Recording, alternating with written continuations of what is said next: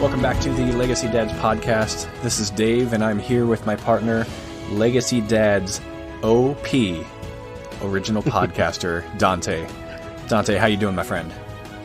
You know, I'm doing well, Dave. I mean, working the new job, trying to drum up some business, new business, getting old business back up and running. And sometimes it's hard. But my accountability group, my brother Brando, a shout out to Brando, who's going to listen to this, I know, sent this text from his wife this morning. And actually, I think it was very appropriate for today's podcast. But it said, thinking about all who are feeling weary or just flat out exhausted, want to remind you one way the enemy will try to take you out is by relentlessly wearing you down. He will try to undermine your confidence, ridicule your efforts to keep believing God, and send one setback after another.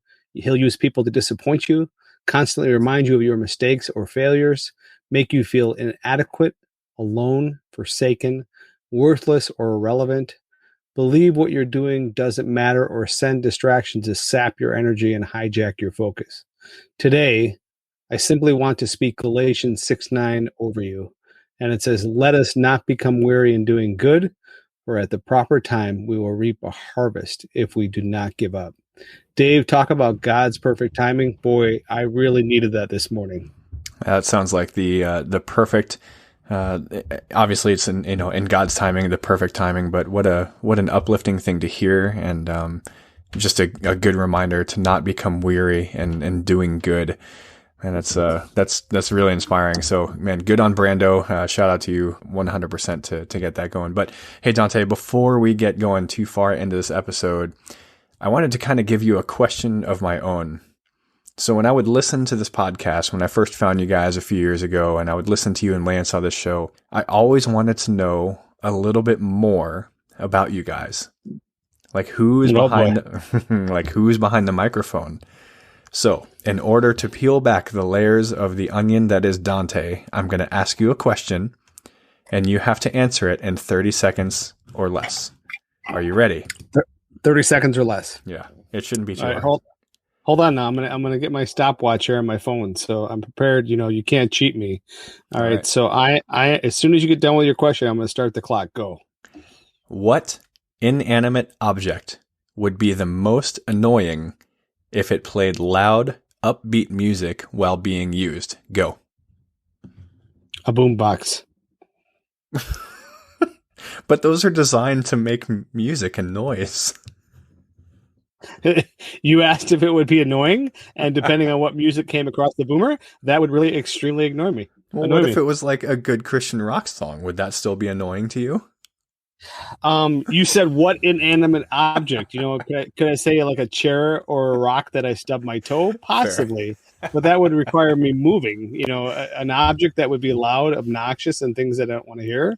Yeah, it could be like some rap. It could be, just obnoxious tunes. Fair. It could be something I'm just not ready to hear, All right. I'll take that answer. That's a great answer, Dante. I appreciate your transparency. So before we go too much further into this, though, we do have some business to cover. The Legacy Dads podcast is your weekly dose of biblical manhood. This podcast is for men, husbands, and fathers in all stages of life, where we promote and advocate proven biblical principles for leaving a lasting legacy. And I'll have you know, Dante, that is my first time reciting that. You did really well. I gotta say, better than I've been doing that. Thank you. I learned well. I guess I'm teachable. So Dante, this episode is a special episode to me, as we're pushing it out on Memorial Day. And when we were talking about this, I asked you what you wanted to cover, and you gave me the reins. And so I figured that I would dive into that topic and kind of see how we, as legacy dads, can use Memorial Day to promote and advocate proven biblical principles. So what do you think about that? Dave, just plain and simple, I love it. So many decades of men and women who gave tirelessly to support their spouse, their family, and lifestyles, who gave so much for sometimes so little in return. I'm very thankful, and especially that you chose this topic for today. So I think when we talk about things like this, I think it's important to dig into the history of holidays like this one so that we can kind of know the why behind the establishment of the holiday. So I've got some facts for you. Memorial Day originally started as a way to honor those killed in the Civil War. In 1868, if you go back to then, practically every man, woman, and child knew somebody who was killed in the war. Most of them may have been or probably were family members. And so General John A. Logan, who was the leader of the Northern Civil War veterans, said this, quote, "The 30th of May, 1868, is designated for the purpose of strewing with flowers or otherwise decorating the graves of comrades who died in defense of their country during the late rebellion and whose bodies now lie in almost every city, village, and hamlet churchyard in the land." So what's important to remember about this is, man, every casualty, Dante, of the Civil War was an American. Isn't that a sobering fact to you? Dave, it's very sobering and very humbling, and leaving me without really words to speak after hearing that. So when we look at the start of Memorial Day, it was actually originally called Decoration Day, and it became a federal holiday in 1971. It unofficially marks the start of summer, and people spend the day doing a variety of activities. So my question to you is, what are some of the things that you've done for Memorial Day, Dante?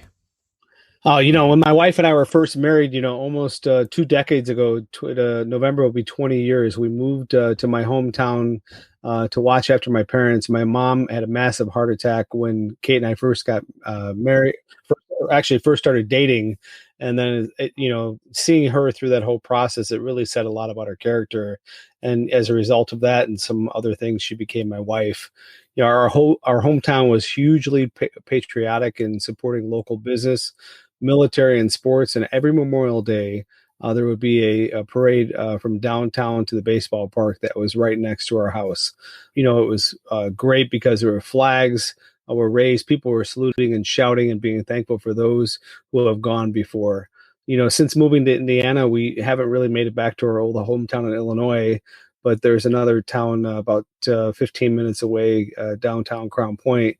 And I got to say, I mean, they do just as good of a job as my hometown did. And, watching them and just saluting and just the patriotism that's there, it's just very humbling to be a part of. Yeah, you certainly see the patriotism start to really ramp up a little bit around Memorial Day and obviously the 4th of July and Labor Day and Veterans Day. I think you kind of see that. So when I think about this, Dante, I mean, obviously this is the Legacy Dads podcast, and we focus on promoting and advocating proven biblical principles for leaving a lasting legacy. So how do we use Memorial Day as a way to do just that? Well, it's interesting that you asked that, Dave. And I just have to say there are several verses in the Bible that we can reference when we are looking to help lead our families and kids into a way of understanding what Memorial Day is all about. And it's simply about, and I shouldn't even say that, it's the magnitude about it, it's sacrifice. And perhaps no verse is better than John 15:13, which says, "Greater love has no one than this, that somebody laid down his life for his friends." You think about that and you take that to the perspective of what our faith is. And, we go to Ephesians 5, 1 Corinthians 13, Hebrews, everything that we see about our Creator, and Savior, Jesus Christ.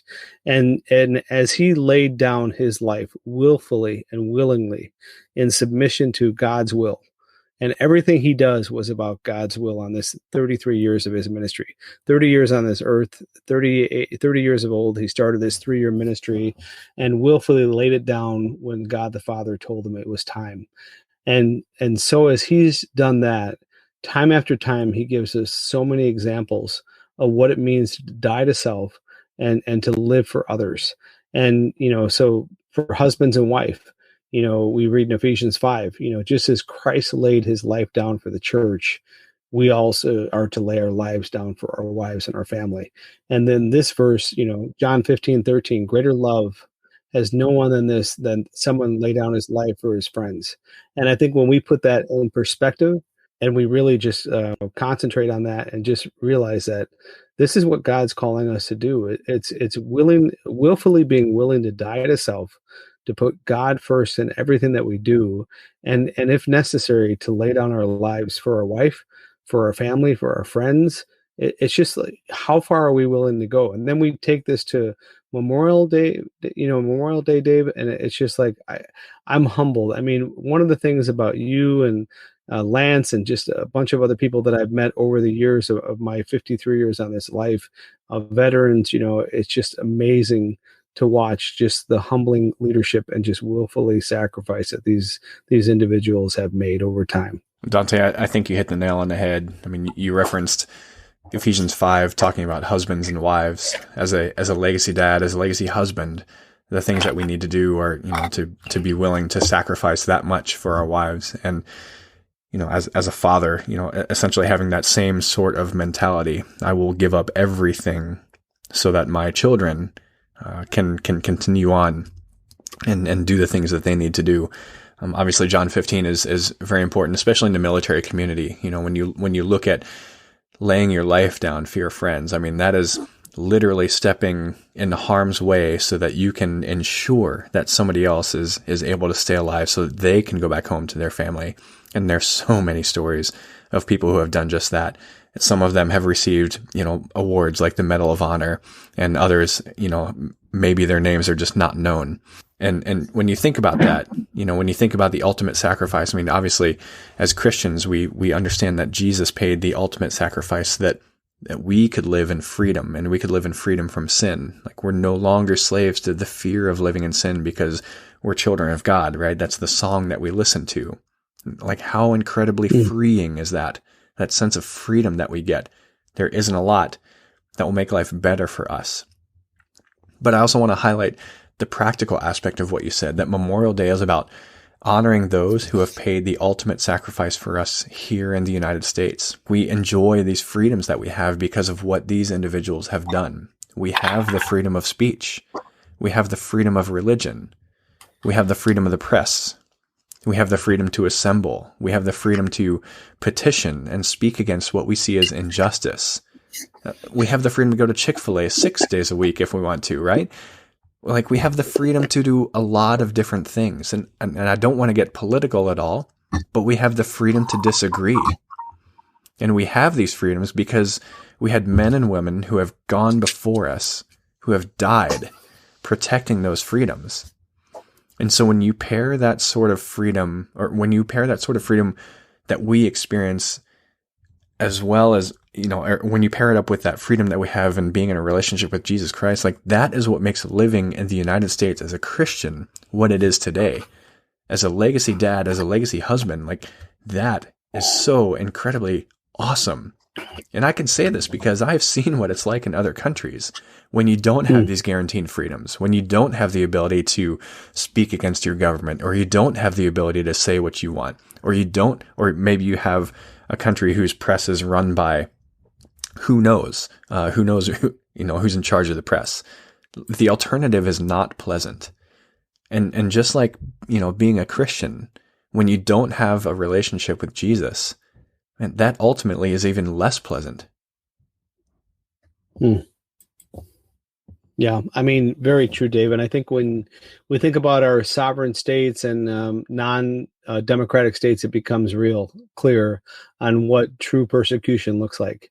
I'm amazed at how much the younger generation has been indoctrinated with such Marxist principles and want these kinds of changes in our republic. And I think that that is the things of this world. Jesus, we are told in Scripture, has overcome the world. Therefore, we are not to live in fear or anxiety.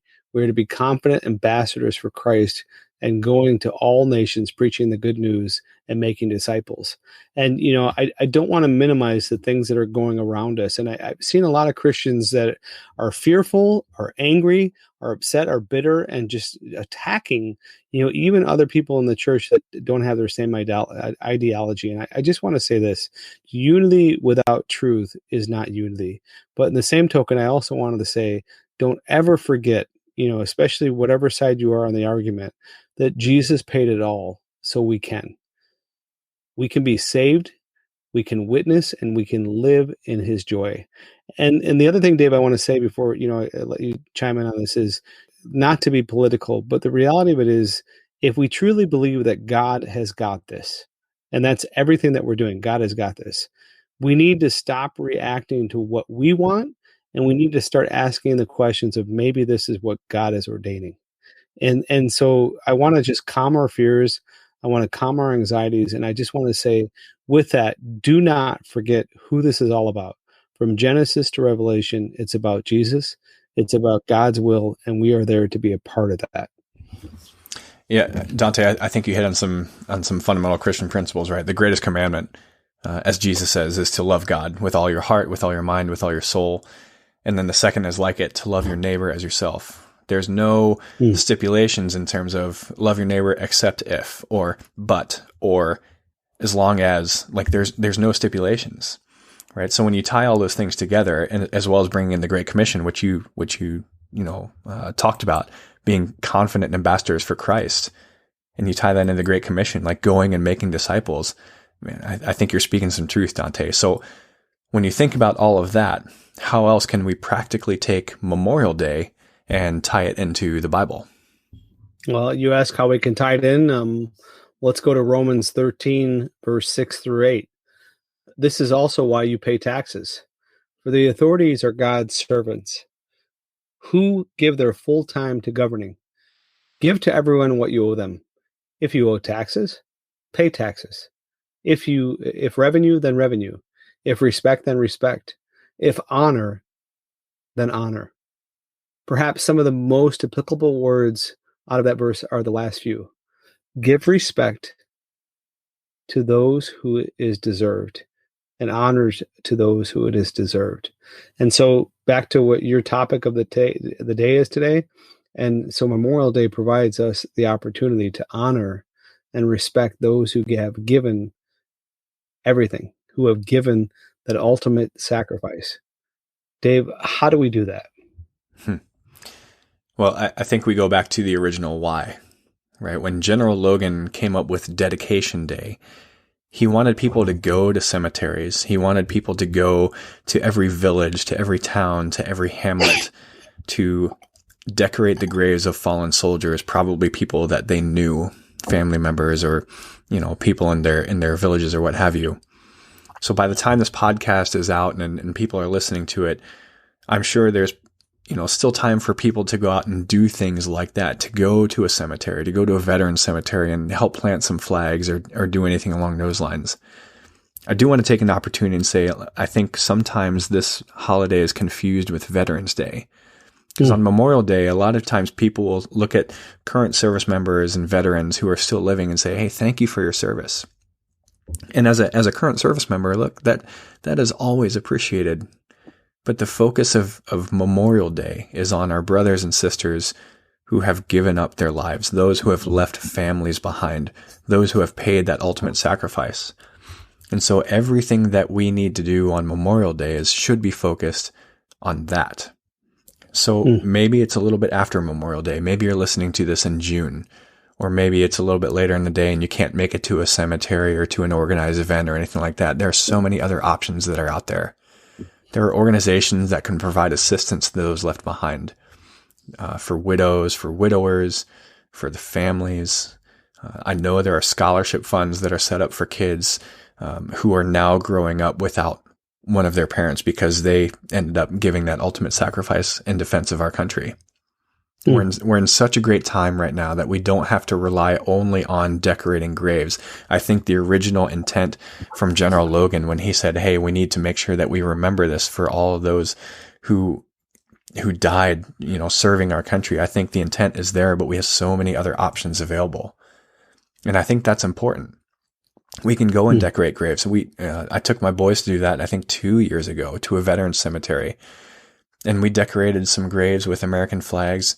And I'll tell you what, Dante, that sense of service and just the humility and the thankfulness and just being able to be there with my boys and talk to them about what these men and women had done so that we could actually go out there and do that on that particular day. It was deep, man. It was so, so good.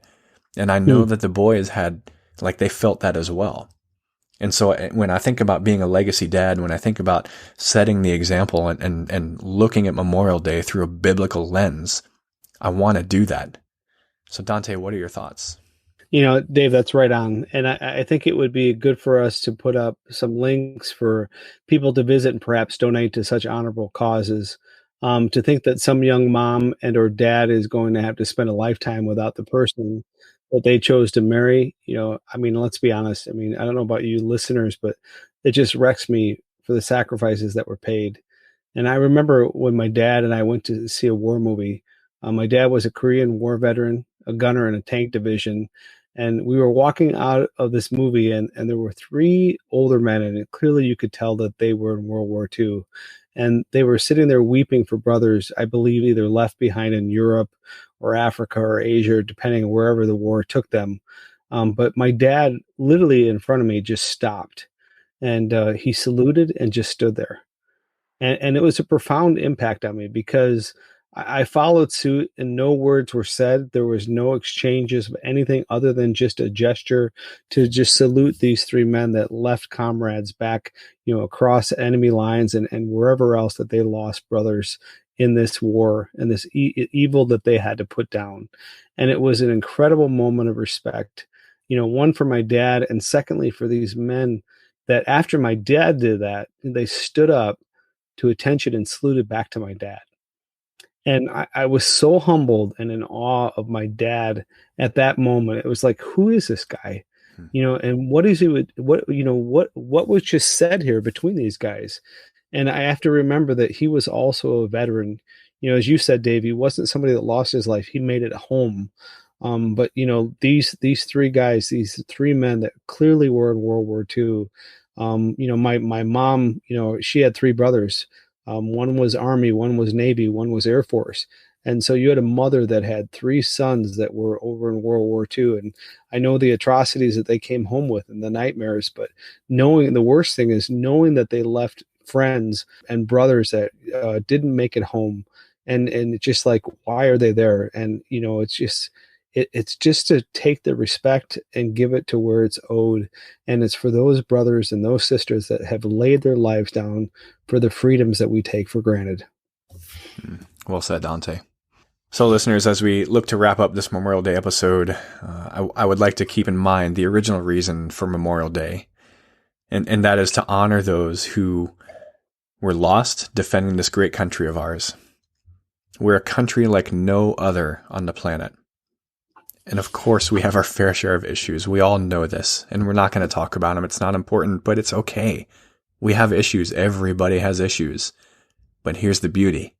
We're going to get through them, no matter how big, no matter how overwhelming they may seem. When you go back to the birth of our nation, when Thomas Jefferson wrote the Declaration of Independence, and he wrote the preamble to that amazing document, we hear these words.